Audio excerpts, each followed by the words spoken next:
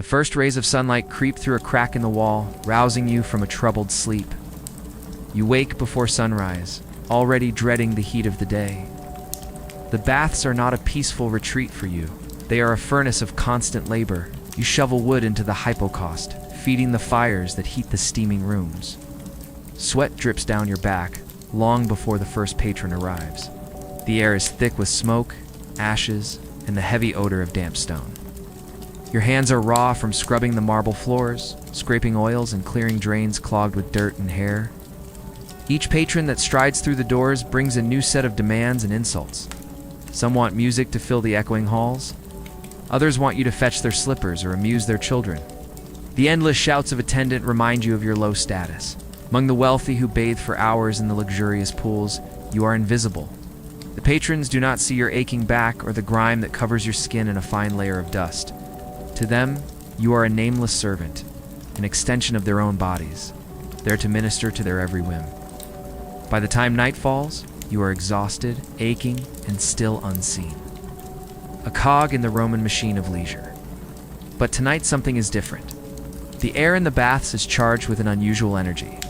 The patrons whisper excitedly, their voices carrying tales of intrigue and conspiracy. You overhear snippets of conversations. The emperor is in the city. A new edict is coming. Some of the nobles are plotting, planning to leave Rome for the villas in the country. It is almost too much to bear. You long for the blessed oblivion of sleep, but the shadows seem to mock your weariness. They offer no respite, only a chance to catch your breath before it all begins again. In the distance, you hear the rhythmic clop of horses' hooves on stone. Then you see him riding in, silhouetted against the glow of the torches.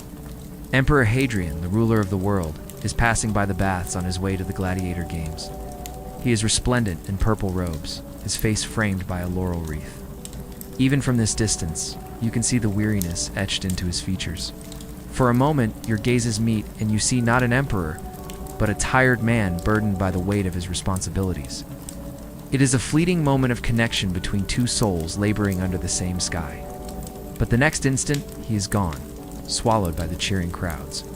The baths fall silent. Everyone is watching the emperor pass by. The nobles stand, some with uncovered shoulders, exposing the prized white skin beneath. You remain seated, your head bent, your shoulders stooped. To be noticed by the emperor would be dangerous. You might take offense at something or simply decide to test his power. You've heard stories of how he has banished influential senators with a flick of his wrist. You dare not breathe too deeply or make your presence known. Hadrian sits on a nearby marble bench, dismissing his guards with a wave of his hand. The emperor is alone. You watch as he removes his jewelry, each piece a symbol of his authority, and lays it on a nearby table. He looks weary, the vastness of his empire pressing down on him like a physical weight. You want to speak, to tell him that he doesn't have to carry the burden alone, but your lips are sealed. You are just a slave, after all. He runs a hand through his beard, his eyes distant, staring into the flickering flames of a nearby brazier. Dulled, the firelight dances in his eyes, casting dancing shadows on the walls around you. It is a small, intimate scene, a momentary glimpse into the humanity of a man who seems larger than life. Yet in this quiet moment, you see not a god, but a man wrestling with the loneliness of his position. For a brief, stolen moment, you feel a kinship with the emperor, a shared understanding of the burdens of existence. In that instant, the barriers of rank and servitude crumble away. But it is a fragile connection, tenuous and doomed to be broken. He will rise to power, to glory, and you will remain in the shadows. Still in the depths of your being, you will always remember the quiet dignity of a weary emperor who, like you, sought solace in the flickering light of a humble flame. As water trickles gently into the baths, you remember how it arrived here in the first place. The Roman aqueducts, vast stone veins stretching across valleys and hills, carried life into the heart of the city. Along their length, you can just make out the tiny town where the water began its journey, a trickle from a mountain spring. Barely a stream, scarcely more than a brook. But here, it swelled, fed by rains and springs and streams, until it became a river of clear, sweet water. From there, the Romans brought it to the city. Built with such precision that water flowed steadily for miles, sometimes uphill, defying the laws of nature, or perhaps following a secret wisdom of their own. The old engineers argue about this still, how the Romans perfected such gradients without the tools of modern calculation. But the water flowed and still flows, a testament to some long-dead engineer's skill. The arches still stand, weathered yet proud, bearing silent witness to the countless travelers who have passed beneath them on their way to and from the baths. Monuments to forgotten laborers who built them stone by stone, patiently and diligently, one day with pickaxe and hammer, the next laying stones to form the arch and the curve that held back the relentless flow of water.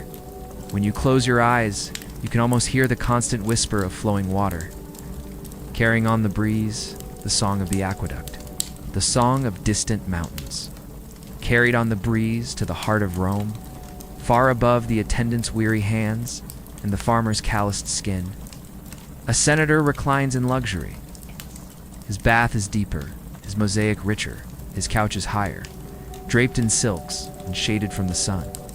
Servants fanned him with palm fronds, pouring perfumed oils over his skin. They scrub his back, his shoulders, his legs, till his flesh is smooth as a baby's and as white as winter snow. A slave brings him wine, sweet and dark as blood, and a plate piled high with figs and dates and grapes. Then comes the feast, borne in on golden plates and crystal goblets, endless courses of roasted meats and honeyed wine, washed down with cups of pomegranate juice. Laughter rings through the villa, mingling with the clash of silver and the murmur of conversation. Senators and statesmen are here too, reclining on couches, drinking deep and talking in hushed voices of politics and power. The evening stretches ahead, filled with music and merriment. Conversation drifting toward politics, gossip, and the subtle games of influence. Rivals must be watched, and the emperor's favor must be constantly secured. A hand moves restlessly, fingers drumming on the stone table. One senator leans closer, lowering his voice to a conspiratorial whisper. You can't be sure who's watching, who's listening, who's friend and who's foe. A chill wind sweeps through the villa, rustling the curtains and setting the torches swaying. But then the music begins again, the laughter, the chatter. And for a stolen moment, you forget the weight of the world and ease back into the warm embrace of the bath.